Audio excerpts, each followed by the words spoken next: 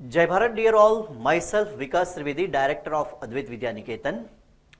अब सभी बच्चा पार्टी, आपके पेरेंट्स, आपके ग्रैंड पेरेंट्स इस कोविड-19 की स्थिति में खुश होंगे, स्वस्थ होंगे और तंदुरुस्त होंगे, उस आशा के साथ मैं आज अपनी बात आपके सामने रखने जा रहा हूं। लेकिन उससे पहले मैं ये चाहता हूं कि आज इस वीडियो में जो भी मैं आपको इंफॉर्मेशन दूं या फिर जो भी हम बात करें, ये वीडियो आप पूरे परिवार के साथ मिल करके बैठ करके देखें और सारी चीजें जो है वो समझें। कहीं ना कहीं जब आप प्राइमरी में थे, सेकेंडरी में थे, तब आपने और आपके पेरेंट्स ने दोनों ने कुछ एक सपना देखा होगा कि मैं 11-12 साइंस करूंगा या फिर मेरा बेटा या बेटी 11-12 साइंस करेगी और उसके बाद हम इस मुकाम तक पहुंचना चाहते हैं। यह बहुत स्वाभाविक भी है, लेकिन आज मैं आपके सामने कुछ ऐसे स्टेटिस्टिकल डेटा लेके आया हूं जो आपको समझना होगा और उसके ऊपर काम करना होगा। अगर हम गुजरात स्टेट की बात करें तो गुजरात स्टेट में हर साल 10th स्टैंडर्ड में 8.5 से 9 लाख बच्चे जो है वो एग्जाम देते हैं, सिर्फ स्टेट बोर्ड के। इसके अलावा CBSE, ICSE, IGCSE, Cambridge international board and IB board, अगर ये सबको हम मिला लें तो टोटल मिलके अप्रॉक्स 10 लाख बच्चे जो है वो हर साल 10th की एग्जाम जो वो दे रहे हैं। तो 10th की एग्जाम में हर साल अप्रॉक्स 10 लाख बच्चे जो हैं वो 10th बोर्ड की एग्जाम दे रहे हैं अप्रॉक्स।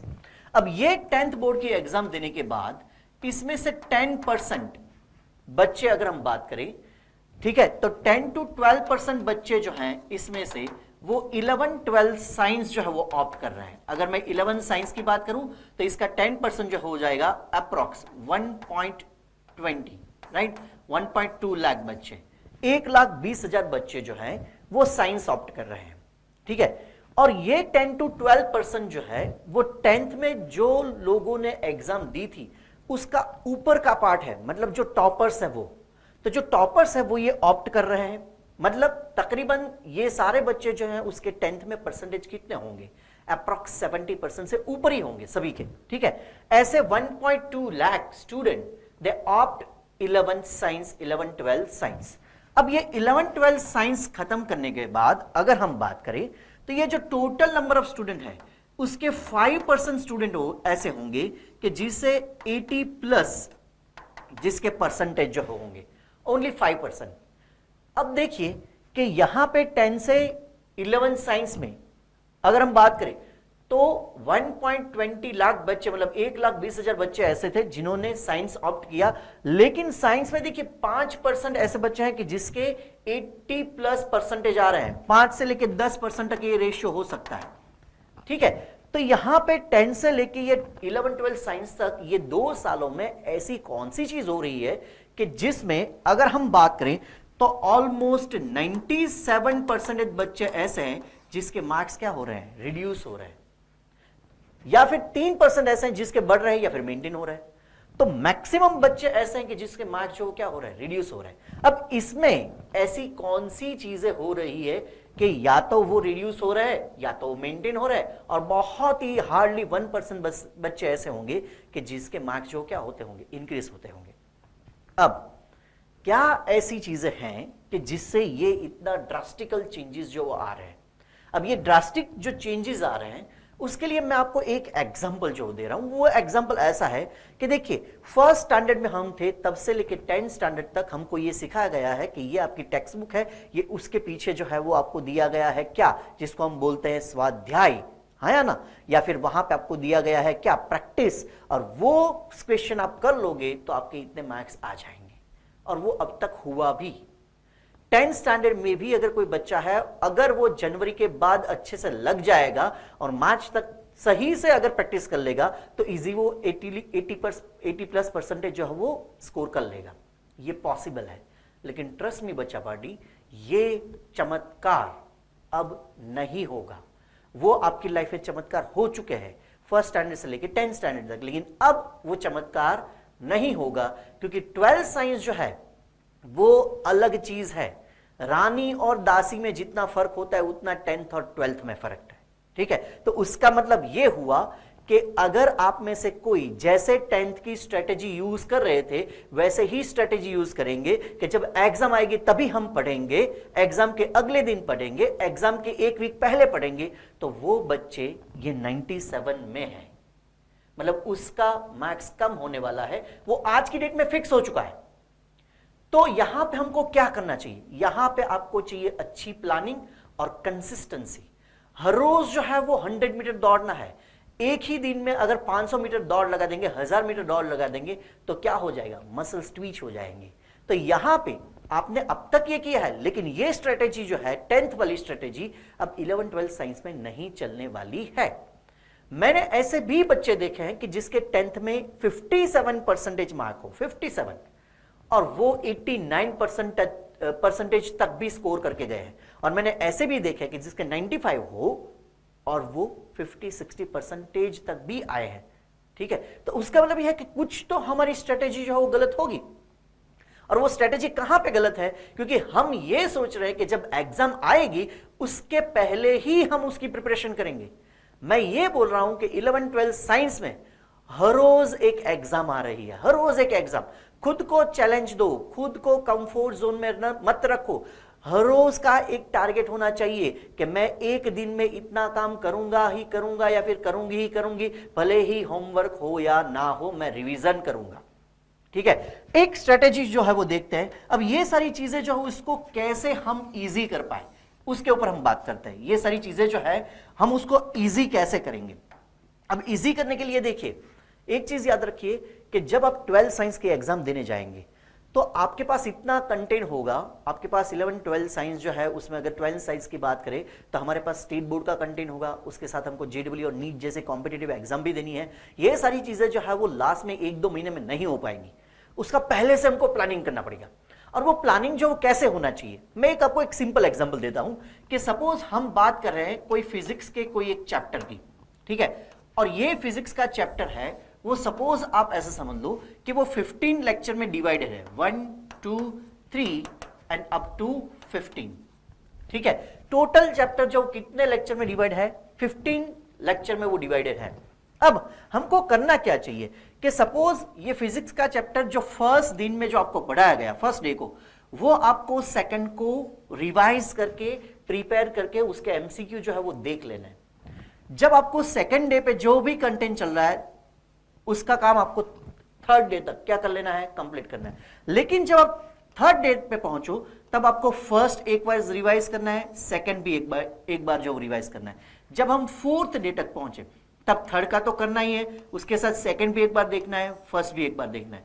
जब हम फिफ्थ की बात करें तो फोर्थ का तो कंटेंट करना है, उसके साथ थर्ड, सेकंड और फर्स्ट का भी कंटेंट करना है। इसका मतलब यह है कि आप ऐसा समझोगे अगर आप 50th डे पे हो, 15, मतलब आप ऐसे समझो कि 1 जून से एग्जाम जो हमारा सिलेबस जो स्टार्ट हुआ तो 15 जून तक आप याद करो कि ये जो फर्स्ट लेक्चर जो था ना उसका रिवीजन आपका हो चुका होगा 14 टाइम्स। कितनी बार रिवाइज हो चुका होगा? 14 टाइम्स। और 14 टाइम्स जो है वो कोई चीज रिवाइज हो जाए, आप मेरे को बताओ क्या वो चीज आप जिंदगी भर क्या भूल सकते हो? नहीं भूल सकते। इनिशियली ये सारी चीजें जो है वो आपको थोड़ा स्ट्रेस देगी, लेकिन एक बार अगर इसकी आदत लगे, ट्रस्ट मी, ये 14 टाइम की जरूरत ही नहीं रहेगी। ये कंटेंट जो है वो ज्यादा से ज्यादा 5 दिन जो है उसमें वो आपका चला जाएगा लॉन्ग टर्म मेमोरी में। कहां पे चला जाएगा? लॉन्ग टर्म मेमोरी में। ठीक है, एक दूसरा एग्जांपल देता हूं कि सपोज जब हम थिएटर में जाते हैं तब हम क्या देखते हैं? हम मूवी देखने जाते हैं, हाँ या ना? और जैसे ही मूवी स्टार्ट होता है सारी लाइट्स जो है वो ऑफ हो जाती है। वो क्यों ऑफ होती है? अब आप देखिए कि जो चीज हम वहां पे आपका आर्टिफिशियल कंसंट्रेशन बढ़ाया जाता है, लाइट्स बंद है, ठीक है, एक ही टाइप का साउंड आ रहा है, इसलिए जो भी पिक्चर के सीन है वो आपको डिटो टू डिटो याद है। एक बार अगर आप सोचिए अगर वो थिएटर की लाइट्स जो हैं वो शुरू होती और साउंड जो है वो लो होता तो आपको मालूम पड़ जाता कि आगे कौन सा लड़का और लड़की है, यहाँ पे कौन सी मौसी और मासा है, पीछे जो कौन से काका बैठे हैं, वो क्या चीजें बात कर रही है, कौन पॉपकॉर्न ऑर्डर किया है, कौन जो थम्सअप पी रहा है, कौन जो समोसे खा रहा है। मतलब क्या हुआ कि वहां पे आपका कॉन्सेंट्रेशन जो है वो डाइवर्सिफाइड हो गया। जब हम पढ़ने बैठते हैं तब हमारा कॉन्सेंट्रेशन जो है वो हमको मन से लगाना होता है। थिएटर में ये चीज नहीं होती, वो अपने आप हो जाती है। ठीक है, तो यहां पे और मेरा ऐसा मानना है कि थिएटर में एक मूवी देखने से ज्यादा इंपॉर्टेंट ये है कि हम 2 साल में हमारा कैरियर बिल्टअप करें और वो कैरियर आने वाले 50 सालों तक हमारा जीवन और साथ में हमारे फैमिली मेंबर और साथ में सोसाइटी के लिए भी अगर हम कुछ करना चाहते हैं तो हमको खुद को सक्षम बनाए।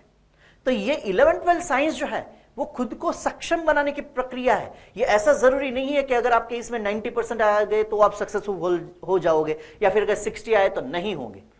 क्योंकि यहां पे एक चीज याद रखना कि अद्वैत में एडमिशन लेने से आपके मार्क्स आने की पॉसिबिलिटी है, गारंटी नहीं है। गारंटी आपको खुद की लेनी है, और अगर वो हो गया तो पेरेंट्स को टेंशन नहीं लेना पड़ेगा। एक चीज याद रखिए कि ये जो आप कैरियर बना रहे हो ना, वो ना ही मेरे लिए, ना ही टीचर के लिए, ना ही आपके पेरेंट्स के लिए बना रहे हो, ये सिर्फ आपके खुद के लिए है। पहले ये सोच लो। अगर आप कोई भी चीज आपके खुद के लिए कर रहे हो तो जो बर्डन होता है ना वो कम हो जाता है। क्योंकि सारे लोग को ऐसा लगता है ओह मैं तो साइंस कर रहा हूं, किस लिए कर रहा हूं? मम्मी पापा को खुश करने के लिए कर रहा हूं। अगर ऐसे हो तो अभी भी टाइम है, निकल जाओ।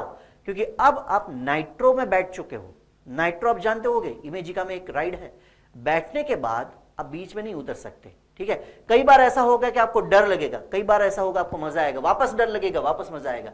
लेकिन अब आप बैठ चुके हो तो राइड को एंजॉय कीजिए, और राइड जो है उसमें प्रेशर जो है वो मेंटेन कीजिए, ठीक है। तो यहां पे जो हम प्रिपरेशन कर रहे हैं वो प्रिपरेशन इस तरीके से होनी चाहिए कि हम जो भी टाइम इन्वेस्ट कर रहे हैं वो परमानेंट आपके लॉन्ग टर्म मेमोरी में वो कंटेंट जाना चाहिए। एक ही कंटेंट के लिए 10 बार टाइम जो है वो नहीं देना है। शॉर्ट जब वो चैप्टर शुरू है या फिर खत्म होने को हो तभी ही आपका वो चैप्टर जो वो क्लियर हो जाना चाहिए। डंप नहीं करना है। अगर एक भी दिन आपने डंप किया तो उसका मतलब ये होगा कि उसकी इफेक्ट जो वो आगे तक आएगी, क्योंकि सारे कंटेंट जो रिलेटेड होते हैं, आज जो पढ़ा है वो नेक्स्ट चैप्टर में काम का होगा, उसके बाद नेक्स्ट चैप्टर में, उसके बाद नेक्स्ट चैप्टर में, तो यहां पे गैप नहीं होगा। समझ लो ये ध्यान से। तो कोई भी चीज जो है उसमें कंसिस्टेंसी जो है बहुत इंपॉर्टेंट है। तो ये चीज जो है आपको ध्यान से सोचना है। ये 10th नहीं है, लास्ट 2 महीने में कुछ भी नहीं होने वाला है। फर्स्ट डे से लेकर लास्ट डे तक आपको दौड़ना है, ठीक है। और दौड़ने में मजा भी है, क्योंकि 2 साल की मेहनत और सोचो आगे के 50 साल, कोई ऐसा इन्वेस्टमेंट है। अब मैं आपको एक एग्जांपल देता हूं कि सपोज आप ऐसा समझ लो कि अगर आप नीट के स्टूडेंट हो, ठीक है। अब नीट के स्टूडेंट की अगर हम बात करें तो नीट में आप ऐसे समझ लो कि एक जो है वो SFI कॉलेज है, सेल्फ फाइनेंस कॉलेज है। दूसरा जो है वो अगर हम बात करें तो सेमी गवर्नमेंट कॉलेज है। और अगर हम तीसरे की बात करें that is government college fully. तो गवर्नमेंट कॉलेज में एक एग्जांपल दे रहा हूं, गवर्नमेंट कॉलेज में अगर आप MBBS करते हो तो सालाना फीस कितनी होती है? 25,000। अगर आप सेमी गवर्नमेंट में जाते हो तो वो सालाना फीस जो है कितनी होती है? 4 to 6 lakh depending upon the colleges. और अगर आप SFI में जाते हो तो हर साल जो है वो फीस कितनी होती है? मिनिमम 12 लाख। अब आप ये तीनों की कंपैरिजन कर लो। मैं सिर्फ इसकी कंपैरिजन इसके साथ कर रहा हूं, मतलब सेमी गवर्नमेंट की गवर्नमेंट के साथ। ये तो करना ही नहीं है। अगर इतना पैसा है तो फिक्स करवा लो भाई, पूरी जिंदगी जो वो आराम करो, ठीक है। वैसे करना नहीं चाहिए ये, ठीक है।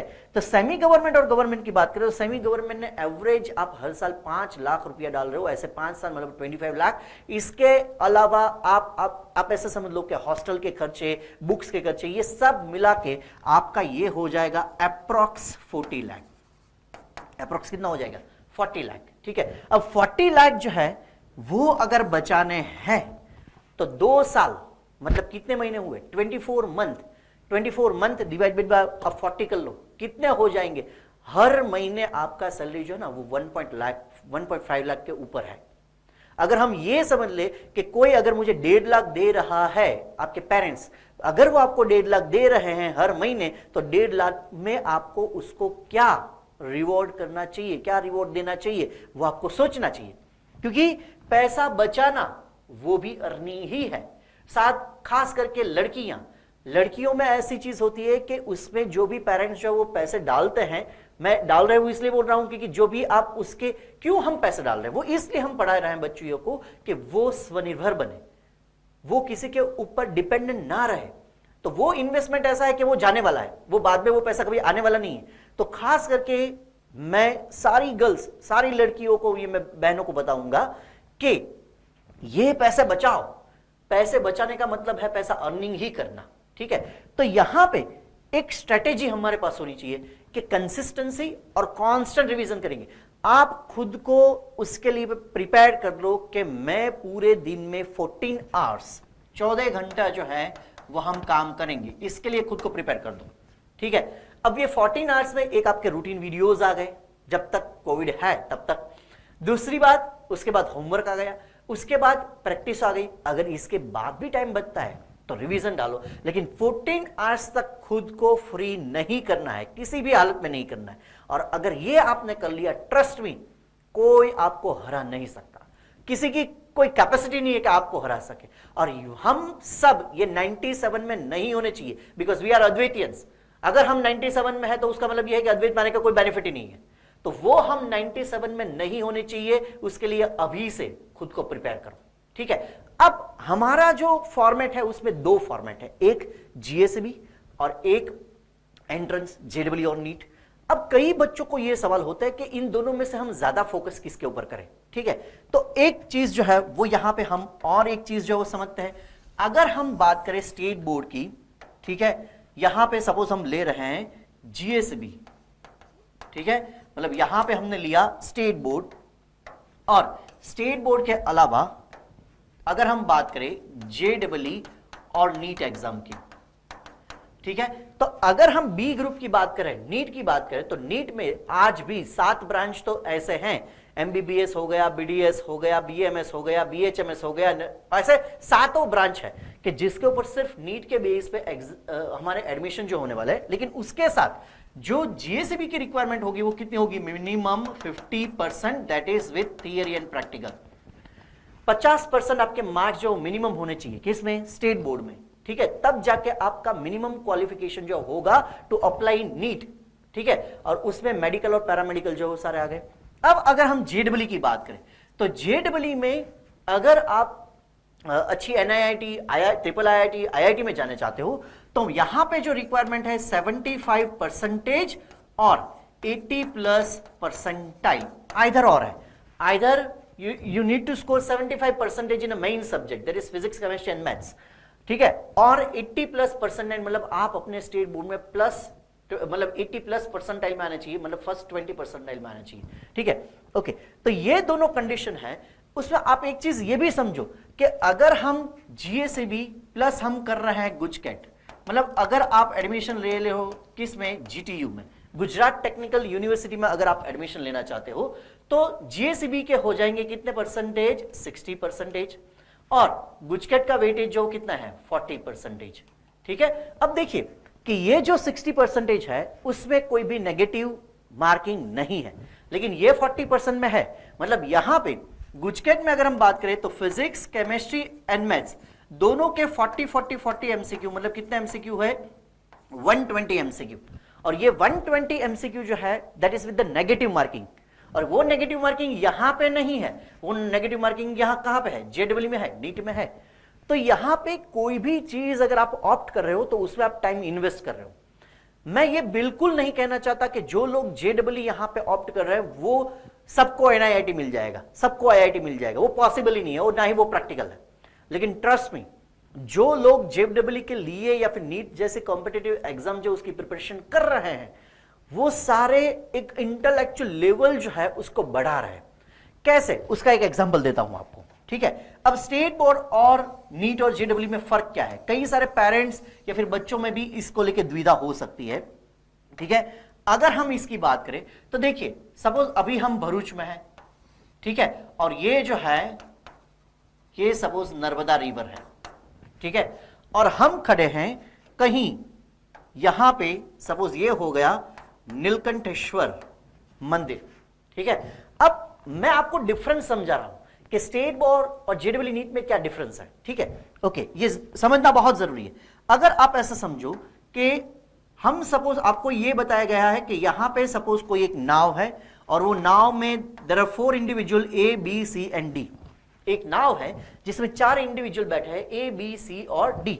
ये नाव को हमको कौन से एंगल में चलाएंगे तो एग्जैक्ट हम सामने के किनारे पे पहुंचेंगे। कौन सा एंगल, ये पूछा गया है। ठीक है, और इंफॉर्मेशन कितनी है, एक नाव है और उसमें कितने लोग हैं, ए बी सी डी, 4 लोग बैठे हुए हैं, ठीक है, और उसका ए का वजन ये है, बी का ये है, सी का इंडिविजुअल जो है वो आपको वेट दिए गए।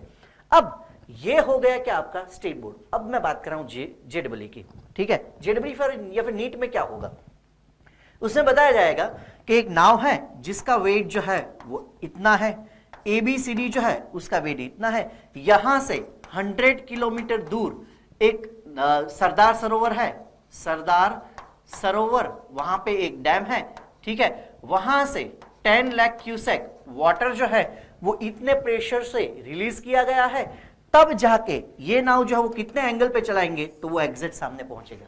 दैट इज जेडब्ल्यू और नीट। चीज तो वही पूछी है कि सामने के किनारे में पहुंचाने के लिए कौन से एंगल पे ये नाव चलानी है, लेकिन इंफॉर्मेशन देखिए कितनी ज्यादा हो गई। तो देखिए एक चीज आप ऐसा समझिए कि जो भी आप आपके दिमाग को दोगे चैलेंज, वो दिमाग जो है वो वैसे ही प्रिपेयर होगा। तो अब तक हमको सिखाया गया, वो क्या सिखाया गया कि ये सिलेबस है, इतना पढ़ना, इसमें ये इंपॉर्टेंट है, ये कर लोगे तो इतने तो आ जाएंगे, और आ भी गए। लेकिन अब ऐसा कुछ नहीं होने वाला है। तो मैं ये चाहता हूं कि हम सब लोग जो इसके लिए प्रिपेयर हो, और प्रिपेयर होने के लिए मेरी जो मतलब ये प्राथमिकता हो ये है कि खुद को कंफर्ट जोन में से बाहर निकालो बच्चों, ठीक है। आप ये चीज समझना कि 4 महीने हो गए कोविड-19 को, और कोविड-19 के बाद जो पोस्ट कोविड इफेक्ट होगी ये बहुत ही अलग प्रकार की होगी। कई लोग ऐसे होंगे कि जिसके लिए ये कोविड की जो स्थिति है वो अभिशाप बन के रह जाएगी, और कई लोग ऐसे होंगे कि जिसके लिए ये स्थिति जो है वो आशीर्वाद होगी। क्योंकि कई सारे लोग ऐसे होंगे जिन्होंने ये 4 महीने 5 महीने में थोड़ा टाइम मिला होगा, स्किल डेवलपमेंट किया होगा, कुछ इनोवेटिव काम किया होगा, कुछ खुद में पाई गई नेगेटिव चीजों को ठीक किया होगा, और कई ऐसे भी होंगे कि जिसने बहुत सारी नेगेटिव चीजें जो है डेवलप की गई होगी, ठीक है। तो यहां पे हमको ये देखना है कि हम सपोज एक कोई इंडिविजुअल या फिर कोई बच्चा है, ठीक है, ये पेरेंट्स को समझने की जरूरत है। आप एक चीज समझ लो कि जब मैं भी सपोज एक स्टूडेंट था, मेरे पेरेंट्स जो है वो भी टीचर थे, ठीक है, तो यहां पे हमको एक क्लैरिटी रखनी पड़ेगी कि हम सब, मेरे यहां पे एक 10 साल की लड़की है हस्ती करके, तो हम सब जो है वो हमारे बच्चों के जन्मदाता है, हम उसके विधाता नहीं है। उसका मतलब यह है कि हम उसको एक व्यवस्था दे सकते हैं, हम उसके जीवन को बदल नहीं सकते। अगर बदलना है तो उसको एक पॉजिटिव थॉट प्रोसेस दो, एक पॉजिटिव एटमॉस्फेयर दो, तब जाके ये सारी चीजें जो ऑटोमेटिकली ठीक हो जाएगी, ठीक है। और उसके लिए भी आगे के बहुत सारे सेशन में मैं बात करने वाला हूं, लेकिन आज बच्चों को मैं ये बताना चाहता हूं कि अगर आपके 10th में 90+ % है, 80+ % है, अच्छा परफॉर्म किया है, तो भी वो सारे मार्क्स जो है उसको आप 0 मान के चलो, 0। हम नई शुरुआत कर रहे हैं 11th 12th साइंस के, और ऐसे बच्चे के जिन्होंने जो एक्सपेक्ट किया था उतने मार्क्स नहीं आए, कोई टेंशन नहीं है, ठीक है। कहां पे हमने गलती कर दी उसके ऊपर सोचो, कहां पे हम केयरलेस हो गए वो सोचो, कहां पे हमारा दृढ़ विश्वास जो है वो वीक हो गया वो सोचो, और फिर से आओ। क्योंकि यहां पे देखिए हमारे पास 3-4 सब्जेक्ट है, और वो सब्जेक्ट जो उसका कंटेंट बहुत ही ज्यादा है। तो अगर कोई ये समझ रहा है कि मैं सारी चीजें मेमोराइज कर लूंगा, नहीं हो पाएगा। हमको क्या करना पड़ेगा, हमको कॉन्सेप्ट बेस्ड लर्निंग करनी पड़ेगी, और वही तरीके से हम हमारे टीचर को भी तैयार करते हैं कि कोई भी आया ऐसे ही पढ़ा दिया विदाउट एनी कॉन्सेप्ट, वो नहीं चलेगा। कॉन्सेप्ट बेस्ड जब लर्निंग होगी तभी जाके सारी चीजें जो वो लॉन्ग टर्म मेमोरी में जाएगी, और तभी जाके एमसीक्यू जो है वो आप अच्छे से सॉल्व कर पाओगे। क्योंकि स्टेट बोर्ड और जेडब्ल्यू जो है उससे बहुत ज्यादा फर्क है। जेडब्ल्यू में अगर हम टाइम इन्वेस्ट कर रहे हैं, ट्रस्ट मी, सब लोग यहां से जेडब्ल्यू में अच्छे मार्क्स लेके जाए, मैं ऐसा नहीं बोलूंगा, मैं झूठ नहीं बोलूंगा, लेकिन जो भी बच्चा जेडब्ल्यू या फिर नीट करके गया है वो भले ही बीएससी कर रहा हो, लेकिन 3 साल के बाद मेरे पास ऐसे यहां पे 500 से भी ज्यादा एग्जाम्पल है कि वो बच्चे जो भी क्षेत्र में वो अच्छा कर रहे हैं। क्यों? क्योंकि इन्होंने वो जो मेमोराइज करने की जो मेथोडोलॉजी थी, जो एक पर्टिकुलर फ्रेमवर्क में काम करने की जो मेथोडोलॉजी थी, वो जंजीर वो ब्रेक करके वो आगे बढ़े, वो अपने कंफर्ट जोन जो छोड़ के बाहर आए, ठीक है। और उन्होंने ये देखा कि मार्केट में और जो सोसाइटी जो उसकी रिक्वायरमेंट क्या है, उस हिसाब से मैं कंटेंट जो प्रिपेयर करता जाऊं। और ट्रस्ट मी, जितना आप अपने ब्रेन में कंटेंट डाल सकते हो, ये ऐसा बड़ा सीपीयू है कि जहां पे बहुत सारी, आप ऐसा समझिए कि प्रोडक्टिव चीजें जो डाल सकते हो। ठीक है, तो खुद को बिजी रखो और प्रोडक्टिव काम में बिजी रखो। ठीक है, उससे मैं ऐसा मान रहा हूं कि सारी चीजें जो ठीक हो जाएगी। बाकी 10th के मार्क्स जो है वो मन में लेके नहीं चलने, भले ही वो ज्यादा हो तो भी नहीं और कम हो तो भी नहीं। ये एक नई शुरुआत जो आप करने जा रहे हो। तो पहली चीज, सभी जो कंटेंट हम कर रहे हैं उसमें कंसिस्टेंसी होनी चाहिए। पहले क्या करना है, प्रॉपरली वीडियो देखना है पहले से लेके आखिर तक। ठीक है, थरली। फिर अपने हिसाब से उसके नोट्स बनाना है। यह जरूरी नहीं है कि हमने जो लिखा वो सब लिख लो। ठीक है, अच्छे से उसके नोट बनाओ। नोट बनाने के बाद उसको प्रिपेयर करो, और प्रिपेयर करने के बाद काम खत्म नहीं हो रहा है, वहां से काम शुरू हो रहा है। क्यों शुरू हो रहा है? क्योंकि जो समझाया गया टीचर के द्वारा वो आपके दिमाग में कितना आया, और उसके हिसाब से आपने क्या, आप एमसीक्यू आपसे हो रहा है।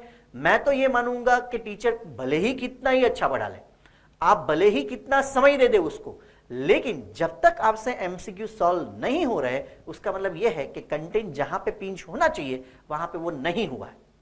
और उसका मतलब यह है कि कहां पे या तो मैथोडोलॉजी में प्रॉब्लम है, या तो कॉन्सेप्ट समझ में नहीं आ रहा है, या तो आपका रीडिंग मैथोडोलॉजी जो है वो गलत है, या तो आप मेहनत नहीं कर रहे हो, सिर्फ आप टाइम पास कर रहे हो। ये सारी चीजें हो सकती है, और ये चीज हम तीनों को मिलके करनी होगी। और वो तीन कौन है? ये ट्रायंगल है। इसमें एक जगह पे है स्टूडेंट, एक जगह पे है टीचर, और एक जगह पे है पेरेंट्स। ये तीनों जब मिलेंगे ये ट्रायंगल तभी कंप्लीट हो पाएगा, और उसके बाद ही हम कुछ अच्छा जो कर पाएंगे। अब इसके लिए जो बेसिक रिक्वायरमेंट जो है वो क्या होगी, इस वीडियो में सिर्फ एक ही रिक्वायरमेंट के ऊपर बात करना चाहता हूं। और वो एक रिक्वायरमेंट जो है वो ये है कि पहली चीज ये कि आपका घर का एटमॉस्फेयर जो है वो सही हो। वो एटमॉस्फेयर जो है वो पॉजिटिव एनर्जी वाला हो, वो एटमॉस्फेयर जो हो सपोर्टिव हो, वो एटमॉस्फेयर ऐसा हो कि जिसमें सफलता के लिए तो जगह हो ही हो, लेकिन निष्फलता जो है उसको सफलता में कैसे कन्वर्ट किया जाए उसका एक वातावरण हो। मैं आपको एक छोटी सी स्टोरी, मुझे ये स्टोरी बहुत पसंद है इसलिए मैं आपके साथ शेयर करना चाहता हूं। एक छोटा सा परिवार था, उस परिवार में 4 लोग हैं। एक 60 साल के एक भाई है, उसके साथ उनकी वाइफ है, और उसका एक लड़का है 30-35 साल का, और उसकी एक वाइफ है, मतलब पुत्र वधू। तो सास ससुर पुत्र वधू और पुत्र, ये 4 लोग का एक छोटा सा फैमिली है। एक दिन की बात है जब वो पिता और पुत्र वो दोनों जो हैं वो अपने जॉब या फिर काम पे, फैक्ट्री पे जाते हैं।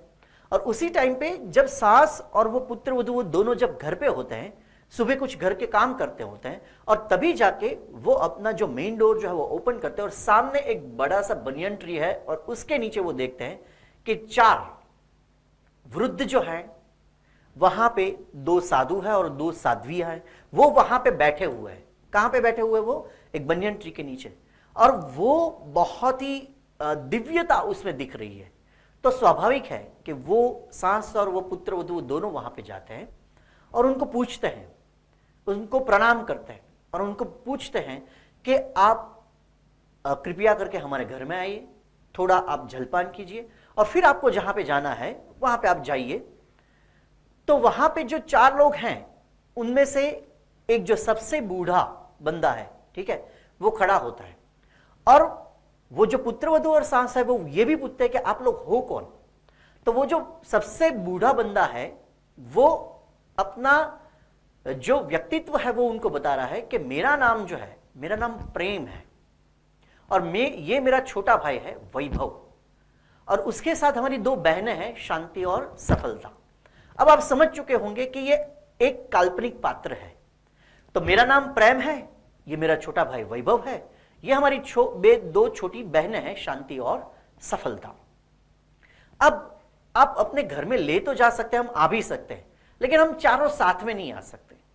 आप हम चारों में से कोई एक को ही अपने घर जो है वो ले जा सकते हो, और ये आप किसको लेके जाओगे वो आप दोनों को अकेले डिसाइड नहीं करना है। आपके परिवार के सभी सदस्य जब साथ में हो तब मिलजुल करके आप ऐसा समझो कि बातचीत करके के कोई एक डिसीजन पे आना है, और हम 4 में से कोई एक को लेके जाना है। तो वो जो पुत्रवधू और जो सास थी उन्होंने बोला ठीक है, तो हम शाम को आपको बताते हैं। तो शाम को जैसे ही उसके हस्बैंड और उसका लड़का वो दोनों आते हैं जब घर पे, तब ये सारी चीजें जो है उसके सामने रखी जाती है। और जब ये बात रख रहे हैं तब ये सारी चीजें जो है वो बताई जाती है कि ये हम चारों को मिल करके एक डिसीजन पे आना होगा, और उसके बाद वही जो है वो हमारे घर पे आएंगे। या तो शांति आएगी, या तो सफलता आएगी, या तो वैभव आएगा, या तो फिर प्रेम आएगा। चार में से एक ही आ सकता है। तो सबसे पहले जो सास है वो बोलती हैं, क्योंकि वो जल्दबाजी में ये बोलती हैं या फिर उनके जो जीवन का अनुभव है उसके आधार पे बोलते हैं। वो बोलती है कि हम एक काम करते हैं, हम वैभव को घर पे लेके आते हैं। अब ये वैभव क्या है? वैभव का मतलब होता है अच्छी गाड़ी, अच्छा बंगला, ज्वेलरी, मोबाइल, अच्छा टीवी, फ्रिज, सारी एम्यूनिटीज, गहने, पैसा, ये सब क्या है? ये वैभव है। तो वो सास बोलती है कि काम करते हैं, हम वैभव को घर पे लेके आते हैं। उतने में ही उसका लड़का जो है वो ये बोलता है कि मम्मी मेरा ऐसा कहना है कि जो आप वैभव को मांग रहे हो उससे अच्छा ये है कि अभी हमने एक नई फैक्ट्री जो डाली है, हम एक काम करते हैं ना, हम सफलता को लेके आ जाते हैं। अगर सफलता अगर घर में है तो उसका मतलब ये है कि वैभव जो है वो तो अपने आप आने वाला है। ये दोनों जो परामर्श हुए, मतलब सास ने बोला कि हम वैभव को लेके आते हैं और लड़के ने बोला कि हम सफलता को लेके आते हैं। और उसी दौरान वो लड़के के जो पिताजी जो हैं उन्होंने दुनिया देखी है, समझी है, और उसने अनुभव के आधार से ये बोला कि मेरा मानना ऐसा है कि हमको घर पे शांति जो है उसको लेके आना चाहिए। क्योंकि देखिए, जितना पैसा हमारे पास होना चाहिए, जितना वैभव हमारे पास होना चाहिए, वो हमारे पास है और ज्यादा की जरूरत नहीं है। और अगर होगा तो भी हम उतना उसको यूज नहीं कर पाएंगे। तो मेरा मानना ऐसा है कि हमारे घर में अगर कोई चीज मिसिंग है तो वो शांति है। हमको शांति को घर पे लेके आना चाहिए। और ये सारी चीजें का डिस्कशन हो रहा था। उसी में वो जो पुत्रवधू थी वो बेचारी एक गरीब या फिर मिडिल क्लास फैमिली से थी, वो अपना काम कर रही थी। लेकिन वो सास को याद आया कि सभी चारों को अपना एक डिसीजन जो देना है, तो वो उसको पूछती है कि बेटा आपका भी कोई इनपुट्स हो तो आप हमको दे सकते हैं। तो तुरंत ही वो पुत्रवधू जो है वो बोल रही है कि मम्मी जी मेरा मानना ऐसा है कि शांति जो है जो पिताजी ने बोला वो हम रख नहीं रहे हैं, एक दूसरे को समझ नहीं रहे हैं, एक दूसरे की भावना है, एक दूसरे की इच्छा अनिच्छा वो हम नहीं समझ रहे, एक दूसरे का पेन नहीं समझ रहे, इसलिए हमारे घर में शांति नहीं है। और जहां तक सफलता की बात है तो वो पुरुषार्थ के साथ जुड़ा हुआ है। अगर कोई पुरुषार्थ कर रहा है तो सफलता मिलना 100% तय है। और वैभव की जहां तक बात है, मेरा ऐसा मानना है कि वो एक लेवल तक आपको हेल्प कर सकता है, लेकिन उसके बाद अगर हम वैभव की बात करें तो वो दुराचार लेके आता है।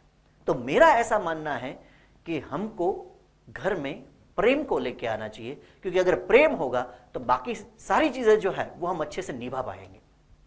और यही डिसीजन जो है, इसके ऊपर बाकी के जो घर के सदस्य जो थे वो भी इसमें अग्री हो गए और चारों ने मिलकर ये डिसीजन लिया कि हम प्रेम को घर पे लेके आएंगे। तुरंत ही वो वहां पे जाते हैं चारों लोग, और वहां पे बहुत ही रिस्पेक्टफुली वहां पे बताते हैं कि हमने चारों ने मिलकर ये डिसीजन लिया है कि हम प्रेम को घर पे लेके जाएंगे। और तभी वो सबसे बूढ़ा जो प्रेम था वो खड़ा होता है और बोलता है कि ठीक है, अब आपके घर प्रेम आएगा। तो तुरंत ही जैसे ही वो चार लोग जो अपने घर के ओर जाना स्टार्ट करते हैं, थोड़ा वो चलना स्टार्ट करते हैं, थोड़े आगे जाके उनको ये एहसास हो रहा है कि पीछे सिर्फ प्रेम नहीं आ रहा है, उसके साथ कुछ दूसरे भी आवाज, कदमों की आवाज आ रही है। तो वो पीछे मुड़ के देख रहे हैं, वो पूछ रहे हैं, देखा तो चारों लोग साथ में चल पड़े। अब उन्होंने पूछा कि आपने तो बोला था कि सिर्फ हम चारों में से एक ही आएगा, या तो शांति, सफलता, या वैभव, या फिर प्रेम आएगा। तब प्रेम जो सबसे बूढ़ा है वो ये बोलता है कि ईश्वर ने हमको ऐसा विधान दिया है कि जहां पे शांति जाएगी वहां पे सिर्फ शांति जाएगी, जहां पे सफलता जाएगी वहां पे सिर्फ सफलता ही जाएगी, जहां पे वैभव जाएगा वहां पे सिर्फ वैभव ही जाएगा, लेकिन जहां पे प्रेम जाएगा वहां पे शांति, सफलता और वैभव तीनों को कंपलसरी जाना पड़ेगा। तो यह विधि का विधान है। मेरे हिसाब से अब सारी चीजें आप समझ चुके होंगे। मार्क्स कम आए ज्यादा आए इससे भविष्य नहीं डिसाइड होता। हां, हमको पुरुषार्थ करना है, बच्चों को यह सिखाना है कि हम कैसे 14 घंटे जो है वो 14 आवर्स एवरीडे काम करें। और ट्रस्ट में, अगर कोई बंदा 14 आवर्स एक ही काम कर रहा है ना, तो वो काम में वो एक्सपर्ट हो जाएगा। साइंस ऐसी चीज है कि जो आपको कैरियर बना के नहीं देता। साइंस ऐसी चीज जो है वो आपको डिसिप्लिन में रखता है, वो आपको दुर्गुणों से दूर रखता है। अगर ये हो गया तो इससे ज्यादा मूडी, उससे ज्यादा मिलकत क्या हो सकती है। तो साइंस जो है वो संस्कार देने की प्रणाली है। मैं चाहूंगा कि जल्द से जल्द कोविड-19 जो है वो खत्म हो जाए। और यहां पे देखिए, स्कूल का रोल जो है वो सिर्फ पढ़ाना नहीं होता है। स्कूल का रोल होता है कि जो भी बच्चे 7-8 घंटे जो हमारे पास रह रहे हैं, वो 7-8 घंटे में वो सोशली बहुत एक्टिव हो रहे हैं। बहुत सारे उसके फ्रेंड्स होंगे, बहुत सारी ऐसी चीजें होगी जो उसको ना पसंद होगी, वो डाइजेस्ट करेंगे। बहुत सारी ऐसी भी चीजें होंगी कि जो दूसरे लोगों को उसमें से पसंद आएगी, तो वो अप्रिशिएशन भी मिलेगा। ये सारी चीजें घर पे पॉसिबल नहीं है। तो मेरा ऐसा मानना है कि स्कूल और ऐसे संस्थाएं जो हैं वो सिर्फ पढ़ा नहीं रही है, वो उसके साथ संस्कार सिंचन का भी काम कर रहे हैं। हम भी वो कर रहे हैं और बहुत दिल से कर रहे हैं। तो चलिए हम सब मिलके, हम पूरा साइंस परिवार, हमारे टीचर्स, जिसका बहुत ही बड़ा रोल है। ये अद्वैता जो भी है, मैं ये बताना चाहता हूं, 2 लोगों की वजह से है। एक मेरे बच्चे, मेरे स्टूडेंट्स सारे अद्वैतियंस, और दूसरे हमारे टीचर। हम बहुत ही दिल से ये काम करते हैं, बहुत ही प्योरिटी से ये काम करते हैं। तो चलिए हम तीनों मिलके कुछ ऐसा करके दिखाए कि अद्वैत साइंस परिवार का हर एक बच्चा जो है वो कल जब 12th साइंस करके या फिर इंजीनियरिंग करके या फिर मेडिकल करके जब सोसाइटी में आए, जब समाज में वो आए, तो समाज में एक प्रत्यक्ष उदाहरण बने एक अच्छे सिटीजन का, एक अच्छे नागरिक का, कि जिससे राष्ट्र जो है वो अच्छा बने। अंत में मैं बच्चों से इतना कहना चाहता हूं कि हमारे एग्जाम में हर एक सब्जेक्ट के मार्क्स होते हैं 100, और कौरव भी थे 100। ठीक है, पांडव कितने थे? 5। आपके हाथ में उंगलियां कितनी है? 5। और भगवान कृष्ण जो आपके पास है, तो ये 5 पांडव है, भगवान कृष्ण आपके पास है, सामने 100 कौरव है। 100 के 100 को मारना है। 2 साल है बच्चा पार्टी। डरना नहीं है, हारना नहीं है, थकना नहीं है। हम सब आपके साथ हैं। नेगेटिव थिंकिंग 1 सेकंड भी हमारे दिमाग में नहीं आना चाहिए, और हम आने भी नहीं देंगे। और हम जल्द से जल्द, मेरा ऐसा मानना है कि बहुत ही नजदीक के भविष्य में हम सब स्कूल में साथ मिलकर के ये जो संकल्प हमने किया है उसमें आगे बढ़ेंगे। इसके साथ ही मैं अपनी बात जो है वो खत्म कर रहा हूं। ऐसे ही वीडियो जो है वो आगे भी हर एक वीक में मैं एक वीडियो जो है वो आपको सेंड करूंगा, और ट्रस्ट मी, वो वीडियो जो है वो कुछ ना कुछ नया कंटेंट लेके आपके सामने आएगा। और जरूरी नहीं है कि वो सब्जेक्ट का ही हो। ठीक है, thank you so much, love you all, stay tune. विद्यार्थी देवो भव, जय भारत।